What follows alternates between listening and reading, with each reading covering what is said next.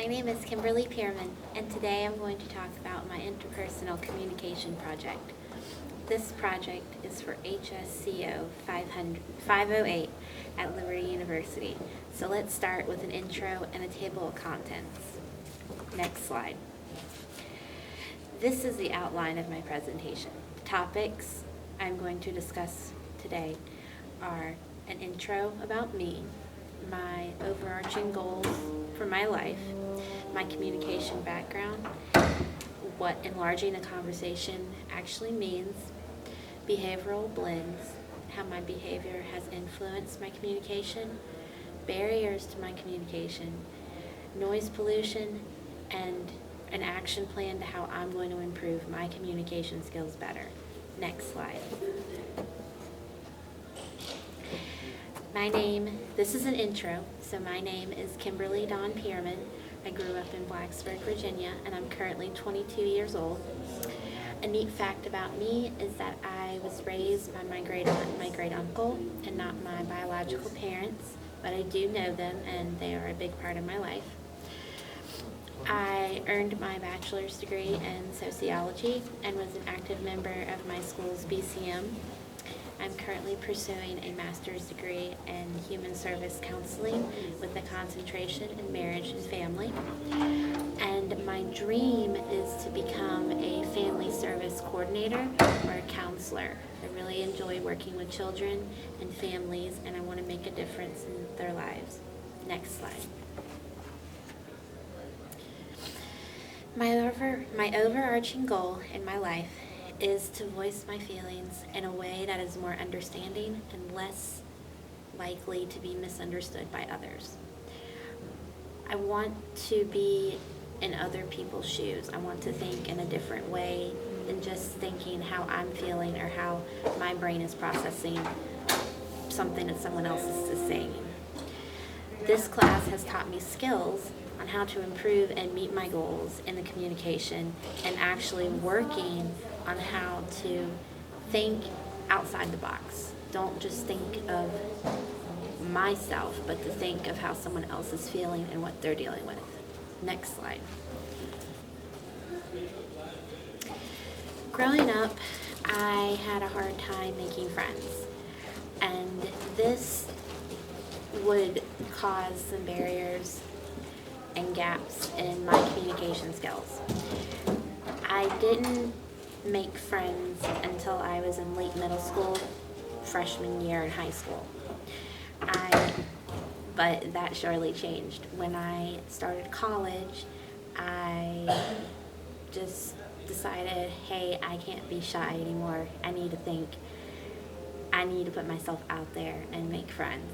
And that's what I did. And now my friends, they just think I talk way too much, and I am just the life of the party, pretty much. But that is a good thing and a bad thing. From being so excited and opinionated, I can sometimes let my emotions control me and take over. Next slide. So many of you might think that enlarging the conversation is a very confusing concept, but it's actually quite simple. Enlarging the conversation means that as an individual, we need to pay close attention to how we are talking and listening. Our perspectives are always going to be different, and if we are not open-minded to other perspectives, then our conversations are not going to benefit as much.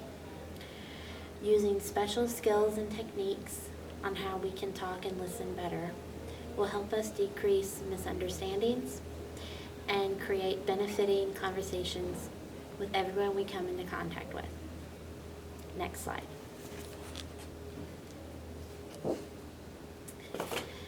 This is going to be where I discuss behavioral blends. Behavioral blends is a concept that Mel's Carbonell came up with. He says that there are 4 types of behavior types, personalities. Those are D, I, S, and C types. The D and I types are more active, and S and C types are more passive. Some characteristics of the types are that D types are demanding, determined, dominating. I types are inspiring, influencing, interactive, and interested in people. S types are shy, submissive, stable, and steady. C types are cautious, careful, competent, and contemplative. The behavioral blend is presented as two graphs. One graph is what others expect of me, and the second graph is this is me. So when I did my behavioral blend personality online, I found out that my first graph, which is what is expected of me, is I/S. And then my second graph of what this is me was C/I/S. Since my two personality types are a little different, it means that my behavior is not consistent, but it's only slightly non-consistent because I had the I and the S types in both graphs, but just one of them, and the one that what I truly am, I had the C type. Next slide.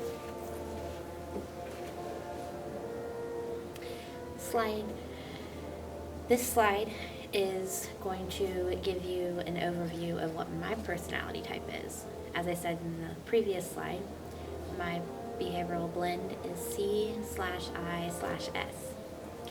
I have good and negative aspects in my personality, and doesn't everyone? Everyone has a good and a bad side, things we want to improve and not improve.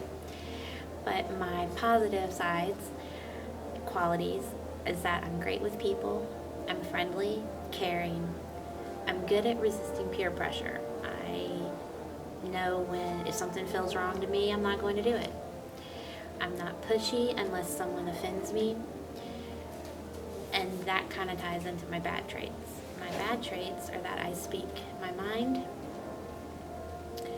I'm critical with my words, because if you make me mad, then I'm most likely going to say things that I would probably never say. I tend to overthink and overanalyze things, and that are some of the things that I'm going to be working on that I'll discuss later. And after I kind of discovered my behavioral blend, it kind of tied into what my parents always told me growing up. They always told me that I seem to make a big deal out of nothing.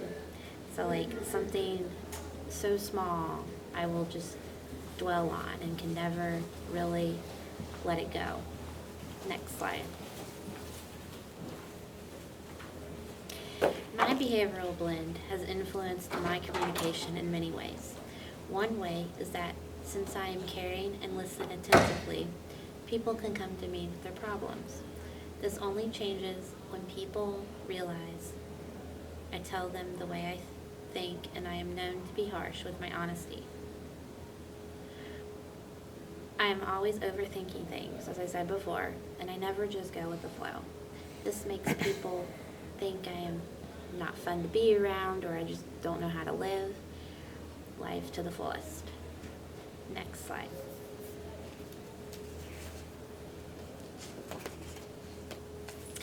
Some barriers for my communication are that I have a hard time knowing when to self-disclose information, exhaling, or just making my feelings understood by everyone, but I seem to always cause misunderstandings. And my third barrier is how I'm so honest with people that actually can get me into trouble. Next slide. My first barrier that I have found out in my communication is my self-disclosure. I am an open person, but I do not know when I should tell my life story or not. I need to work on finding ways to self-disclose my feelings at an appropriate time. I can work on this by finding and focusing on the present feelings and not on the past and how I felt. Also, only reveal information in the amount someone else self-discloses. Next slide. My second barrier to my communication is exhaling. Exhaling is how I express my feelings and it relates to self-disclosure. I, in general, need to know when to say words or to just keep quiet. John Stewart gives solutions to how to solve self-disclosure problems and when to know it's an appropriate time. One, there's 8 solutions that he came up with. I'm only going to say 3. One is don't say things that would upset you if they were said to you. 2, have deep connections with people that you're communicating with before you actually start revealing very personal details of yourself. And 3, say things that will improve the relationship. If it's not going to improve it, then it's probably going to hurt it in the long run, and you don't want that. Next slide.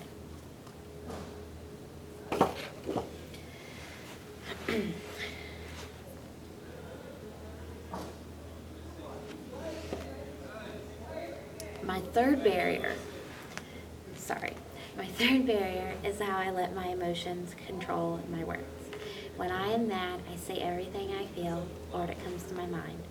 And I don't think of how my words are going to make someone else feel.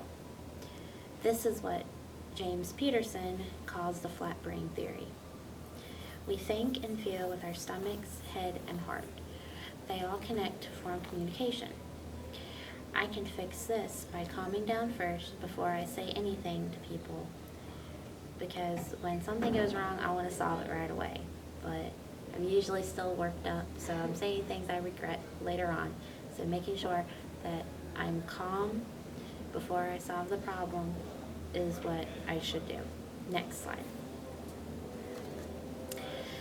So now that you have heard a few of my barriers, I thought it would be nice to give some points on how we all can improve our listening skills. We can do this by paying attention to what others are saying. This will in turn make a more positive environment. Truly care about others and what they are saying. We should have an okay attitude that Burley and Allen came up with. That is to just reflect on what is being said. So kind of act like a mirror. If someone is saying something, repeat back to, like, for example, I like to look at the windows. And then you can say in return, so I understand that looking at windows is something that you enjoy. That kind of gives you more of a positive feeling that someone's paying attention to what you're saying. You should use expressions like, okay, I see, and so on. You shouldn't interrupt others when we're talking, and don't give advice unless you are asked. Next slide. Lots of things can prevent us from listening, and this is known as noise pollution. There's internal and external distractions. Internal distractions are hearing what we want to hear, biased listening, green flag words, emotions, and not having enough energy. External distractions are not talking loud enough, loud noises, temperature, phone use, time, different accents, and nature distractions. Next slide.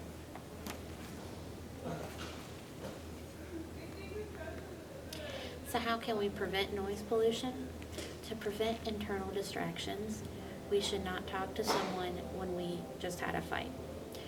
Don't form opinions about a topic until you have heard the whole story of what someone is trying to tell you. Be wide awake in the conversations. Don't be tired, because that's just rude. To prevent external distractions, we should be in a quiet area, speak at a loud volume, turn electronics off, or just be in an area that doesn't have electronics around, and just be in a cool environment. Next slide. This is where I'm going to discuss my action plan to better improve my communication. I came up with 2 ways that I can improve my communication. And one is to just be calm when I'm talking to someone, and to also know when I should or should not self-disclose information to others. Next slide.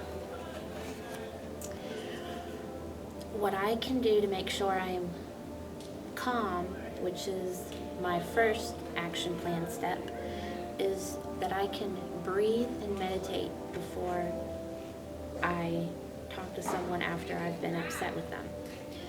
If I do talk when I'm mad, I might say something I regret, and we can't take back what we said, so it's up to the person that we said it to either forgive you or to forget it, or sometimes neither one happens. Also, I can also do research on the topics that someone might tell me they're going to talk about to me later, so then I can know kind of a broad idea of what something is, so then I won't be as confused when I'm listening to them. Next slide. My second step of action is to know when I should self-disclose information to others. I always focus on how I feel, and I should stop doing that and think in the perspective of the talker. No one feels like I do, so I should help others come up with advice instead of telling them what I think, and to make sure I give the same amount of information in return. So someone gives me 4 points of how their life, and I should only give 4 points of my life in return. Because if I do more, it's going to overload someone, and then they're going to feel kind of like, oh my gosh, this person is very talkative, and they might start backing away. So I've learned that from doing this class. Next slide. In summary, I went over quite a bit of information, but I am going to kind of sum up what I did go over. I went over who I am as a person, my behavioral blend, noise pollution, barriers to communication, how to listen better, and my plan to communicate better. I hope my project helped you understand interpersonal communication more. Thank you. And the next slide in my presentation is just my bibliography that my professor will see. Thank you.